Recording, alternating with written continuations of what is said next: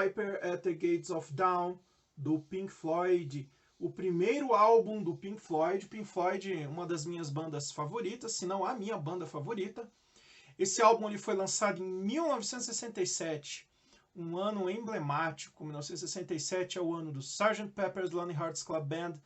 É um período em que você tinha o auge da carreira de Jimi Hendrix, The Who estava começando aí, Rolling Stones, ou seja, o rock and roll estava tomando uma nova forma. O rock and roll estava deixando de ser o rockinho inocente dos Estados Unidos, aquele rock com piano, aquele rock de dançado, iê, iê, iê, e estava começando a tomar uma forma mais complexa. Era o auge da efervescência do rock psicodélico e começando a nascer ali os rudimentos do que viria a ser o rock progressivo. Rock progressivo, tão importante na experimentação musical para tudo que vem depois, heavy metal e assim por diante. Mas vamos falar do Piper the Gates of Dawn. Essa minha cópia aqui é uma cópia excelente, poucos estalos, nenhum chiado. O álbum é de 1977, mas essa prensagem aqui, não sei se vai dar para vocês verem, acho que a câmera não pega, é de 1985, quer dizer, é discão, meu irmão. Não é disco 180 gramas, é disco da época, são os registros da fita master, são os registros originais. Ele já está sem o plástico externo aqui. Vou pegar a bolacha aqui para a gente dar uma olhada nele. Aqui, a bolacha está reluzindo. Quando você for comprar um disco, meu amigo, você faz o seguinte, você dá uma jogada dele assim na luz e vê se faz esse prisma, para ver se o disco não está gasto. Porque tem disco que está gasto, o pessoal judiou do disco, tocou em aparelho com agulha muito pesada, e aí não aparece as ranhuras brilhando, assim, o disco fica fosco. Você faz esse prisma e ele não brilha. Tá aqui o selo pelo qual saiu esse disco, é o selo Harvest, né? E é um álbum mítico. Os fãs do Pink Floyd têm... Eu diria que fãs do Pink Floyd têm vários estilos, né? Porque o Pink Floyd, assim como o Genesis, outra banda que eu gostei muito, ele viveu bastante para se transformar de som progressivo para som pop, né? Muitos lamentam... Deixa eu tirar os bonecos daqui, eu vou deixar ele de amostra para nós. Muitos lamentam essa transição da banda deixar de ser progressiva e se tornar pop. Outros vão dizer que, olha, tem muito problema não, porque o som ficou legal, eu gostei, e a banda sobreviveu. Porque, claro, depois dos anos 70, cara, depois do punk rock, da disco, se a banda não fizesse ali um agradinho pro mercado, a banda naufragava, ia ser demitida da gravadora, ia parar de vender, ia deixar de existir, como aconteceu, por exemplo, com o Gentle Giant, uma banda que morreu literalmente com o advento do punk e da disco. Bom, esse álbum ele é baseado numa história infantil chamada Vento nos Salgueiros, The Wind in the Willows. É uma história infantil, conta a história de uma topeira de um rato, a topeira limpa a casa e sai passeando, uma história bucólica. O que eu posso destacar em The Piper at the Gates of Dawn?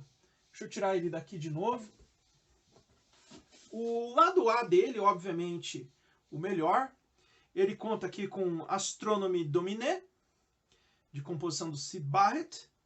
Lucifer's Son, também de composição do Syd Barrett. Matilda Mother, também do Syd Barrett. Fleming, do Syd Barrett.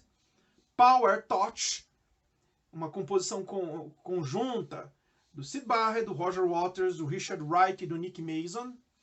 E Take Up the Stethoscope and Walk, do Roger Waters. Esse é o lado A do disco. O lado B começa com a épica e a música mais longa do álbum, e diria que uma das mais longas lançadas naquele período, uma música de mais de 9 minutos, Interstellar Overdrive, uma composição dos 4 membros da banda.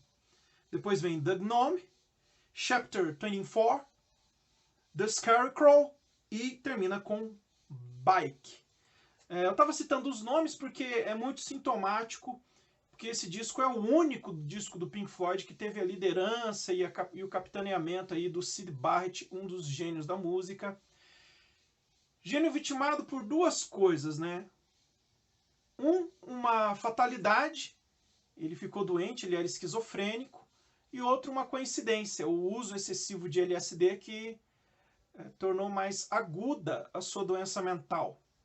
O Roger Waters estava na banda, ele que deixa a banda nos anos 80, tocando baixo e fazendo backing vocals. Richard Wright vai tocar órgão, piano e fazendo vocais. E o baterista Nick Mason, um baterista subestimado pela crítica, é um baterista que eu acho excelente, tem uma veia jazzística muito boa. Ele faz parte da banda também. A primeira faixa, Astronomy Dominée, ela é uma faixa sui generis, cara, porque ela tem uma base repetitiva e uma harmonia assim etérea, espacial mesmo. Tem vozes de rádio, os vocais não são muito firmes, cantados, é uma coisa bem espacial, bem space rock, que era uma tendência daquela época, né? O Pink Floyd chegou a ser rotulado como space rock, e eu diria ainda que tem uma melodia um pouco melancólica e que por vezes alude à queda, faz uma queda no espaço, como se as coisas estivessem flutuando. A guitarra ela tem muito eco, a bateria ela é aleatória, Nick Mason vai batendo nos tons, fazendo rulos. Nick Mason é um cara muito legal, inclusive ele está com um projeto solo muito bacana. E tem essa questão da voz de rádio que eu não sei se é uma tendência na época, eu não conheço muitas outras músicas daquela época dos anos final dos anos 60 para dizer se era comum, mas eu acho que é algo seminal utilizar a voz de rádio, depois foi incorporada por muitos outros grupos, sobretudo nos anos 80. Depois nós temos Lucifer Sun. Nossa, Lucifer Sun é o gato dele. Aliás, o nome da banda, que o pessoal fala que foi feito em homenagem a dois bluesmen, o Pink Anderson e o Floyd Council, na verdade não é bem assim não. A homenagem foi o Syd Barrett que fez, dando o nome de Pink e Floyd a dois gatos dele. Ele gostava muito de gato. E Lucifer Sun é feito pro seu gato Lucifer Sun, que sempre acompanha ele, diz a letra, tá sempre do lado dele, tá o tempo todo, é um gato muito estranho, e fala de uma mulher que não gosta do gato. Tem uma guitarra bem empolgante, uma música acelerada, parece música assim de filme do James Bond. É bem... uma música envolvente, acelerada, dinâmica, eu diria que era bem radiofônica para a época, né? Bem pop, eu diria. E tem uns scratch que acho que é feito com teclado, que eu acho que era uma coisa, tendência dos anos 60. Muito massa mesmo, né? A bateria é uma bateria de jazz, você vê muito prato de condução, bem interessante. O teclado ele é fúlgido, com sons assim que somem no fundo. E a guitarra solo também, diria que tem muitos sons minimalistas nessa música. É uma música seminal e inovadora para a época. Matilda Mother é uma faixa que eu acho que tem a ver com O Vento dos Salgueiros, que fala da mãe contando a história para o filho. E tem a ver com alucinação, porque o menino fala das letras que brilham e tudo mais. É o Richard Wright cantando. O teclado ele tem um tom místico e sombrio, certo? E eu diria que é uma música um tanto quanto hipnótica e bem diferente. É bem diferente. Esse disco, eu diria que não é um disco de fácil audição. Você tem que estar bem afim, se você não conhece rock progressivo, space rock, para ouvir. Depois nós temos Fleming, o pessoal fazendo barulho com a boca. Diria que é um dos primórdios do beatbox, mas não é um beatbox batido. É um som assim de vento com a boca. O vocal bem psicodélico. O órgão, tem um órgão de fundo assim, que faz um contraste com a bateria também jazzística. O baixo é bem marcante nessa música, bem interessante. E tem um cravo que aparece, o Richard Wright vai usar, durante esse disco todo ele usa a sonoridade de cravo. É uma música também bem space rock. Aliás, eu li uma resenha de eu vi uma entrevista de um jornalista da revista Rolling Stone. Ele disse que viu o Pink Floyd nessa época e ele só definiu assim: muito space rock. É uma banda totalmente com som espacial. Power Touch é uma música instrumental. E aí também tem o lance do beatbox, eles fazendo barulho com a boca. Oi, oi, um negócio bem estranho, cara. Você ouve assim da primeira vez e fala, pô, mas o que esses caras estão fazendo? É doido, cara. É o LSD do Syd Barrett fazendo a cabeça dele, dando essas ideias malucas, né? Com sons variados. Né? O pessoal fazendo toim, toim. E aí começa com um baixão bem legal. Dum, dum, dum, dum, dum, uma levada bacana. É outro jazz. Tem um lance assim de jazz também.